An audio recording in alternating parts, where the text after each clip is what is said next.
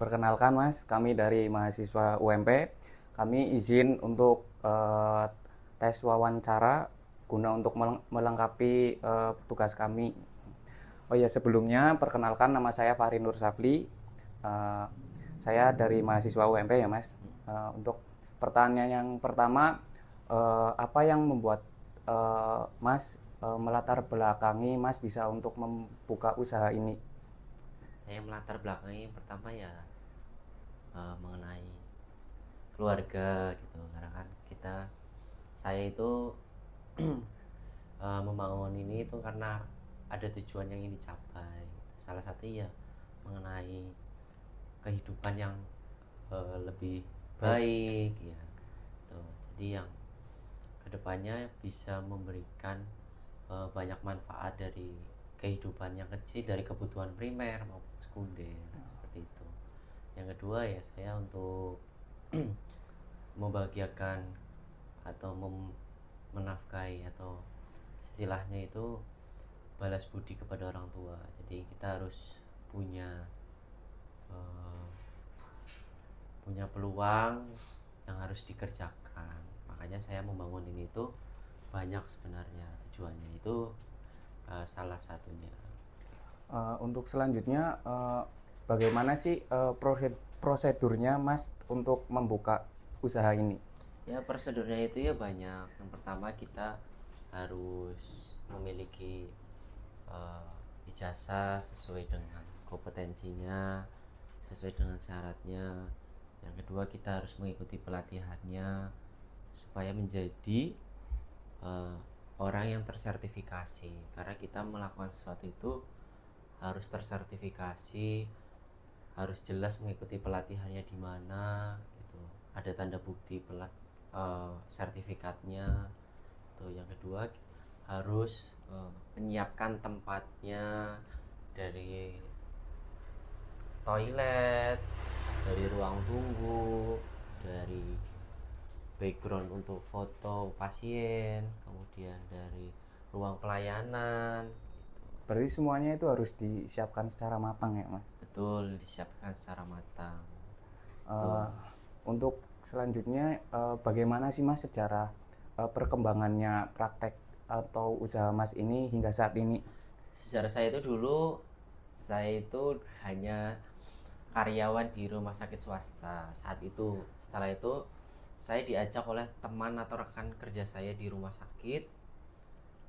Nah itu ada sekitar 3 sampai 4 orang termasuk saya. Setelah itu kita mengikuti pelatihan. Nah di saat mengikuti pelatihan selesai, saya itu ditawarkan oleh pihak PT yang menyelenggarakan sunat modern ini. Kemudian saya langsung mengambil peluang tersebut. Salah satunya saya membeli paket untuk memulai bisnis ini. So, seperti alat, kemudian bahan, begitu. Itu dimulai dari saya memberanikan diri memulai dengan membeli paket pelatihan itu, di mana paket pelatihan itu bisa langsung dilakukan ke pasien. Nah, setelah saya selesai dari pelatihan, saya langsung action atau mengaplikasikan ilmu itu. Awalnya saya dari sunat panggilan karena saya belum mempunyai tempat. Terus yang kedua, saya mulai ada modal, saya mulai perlahan membangun ini satu persatu, mulai dari tempatnya, mulai dari toiletnya, mulai dari halamannya, sampai saya bisa uh, merubah kondisi tempat praktek ini menjadi tempat yang sesuai dengan standarnya, Lebih layaknya Mas? lebih layaknya. Eh, ada nggak sih Mas kendala-kendala dalam Mas berusaha? Kalau dalam kendala semua pasti ada. Terus salah satunya mungkin terkait biaya ya, karena kan saya itu bukan termasuk orang yang mempunyai modal untuk memulai bisnis dengan uh, kapasitas yang sesuai dengan standarnya. Makanya saya mulai dari sunat panggilan gitu. Kemudian saya mulai dengan bekerja sama dengan dokter sebagai penanggung jawab kayak gitu. Tapi tetap pelayanan utamanya dari saya. Terus dalam hitan praktek ini biasanya kendalanya itu ada di edukasi orang tua, karena edukasi itu sangat penting supaya orang tua itu paham mengenai perawatannya, mengenai proses lukanya, supaya nanti tidak timbul komplain ataupun hal yang tidak diinginkan. Seperti itu. Terus gimana masnya itu menyelesaikan masalahnya gitu mas? Kalau untuk menyelesaikan masalah kita harus tahu dulu permasalahannya di mana. Salah satu contoh misal pasien ini mengalami radang pada area hitan atau eksisi. Itu biasanya orang tua itu panik saat ada reaksi yang berlebihan. Itu biasanya kita berikan edukasi bahwa proses setelah hitan itu pasti akan mengalami radang. Kita harus tahu nih dari radang ini penata laksananya bagaimana, terus dari penyembuhannya gitu. Kira-kira dalam jangka berapa hari pembengkakan itu akan sembuh gitu. Itu seperti itu. Baik, ngomong-ngomong ya mas, untuk modalnya itu kira-kira masnya kira-kira aja ya mas, kira-kira buka usaha ini tuh berapa? Kalau untuk modal ya kurang lebih itu kalau saya lihat dari bangunannya, dari saya merintis ya, dari alatnya gitu, ya kurang lebih mungkin ada 150. Lumayan. Ya, 150. Itu belum termasuk ini ya biaya kontrak ya, karena ini kan masuknya masih rumah pribadi. Jadi estimasinya saya rasa sekitar 150 juta. Itu udah termasuk alat dan renovasi yang lainnya.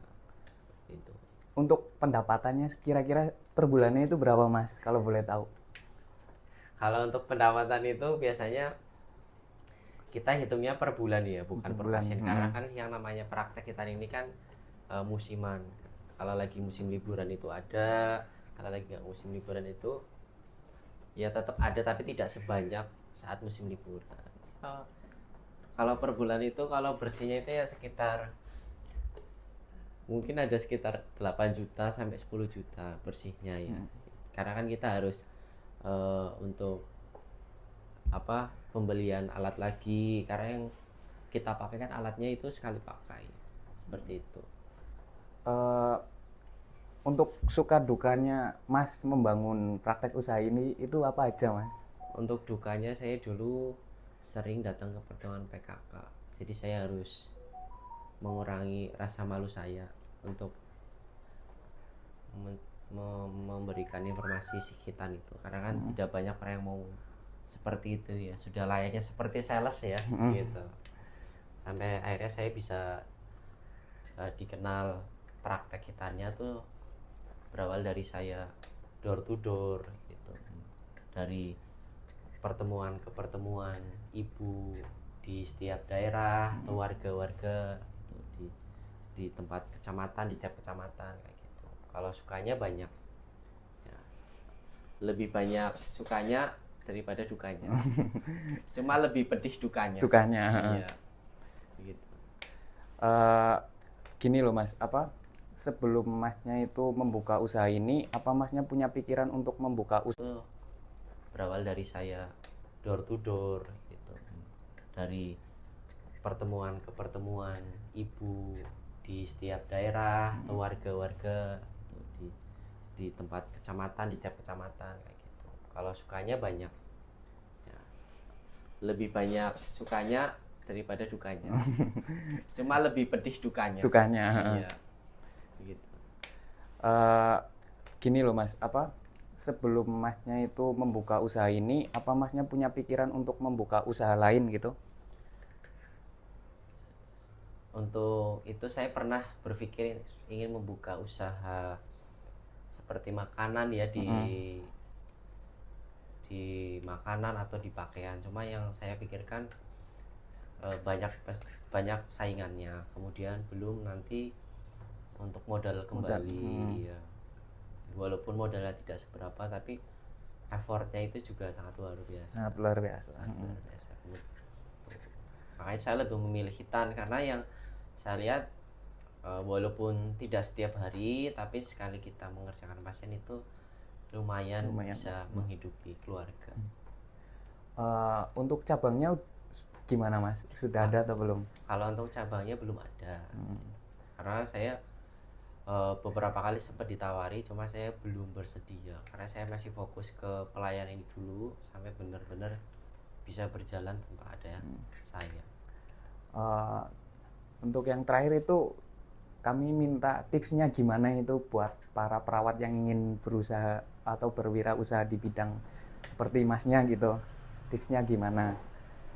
Tips dari saya, bila teman-teman perawat baik yang di kesehatan ya maupun bukan di kesehatan, apabila menemukan informasi, tolong bisa membawa diri pribadi itu lebih antusias, lebih semangat. Karena informasi atau ilmu yang diterima dengan kondisi yang semangat itu memberikan efek yang sangat luar biasa.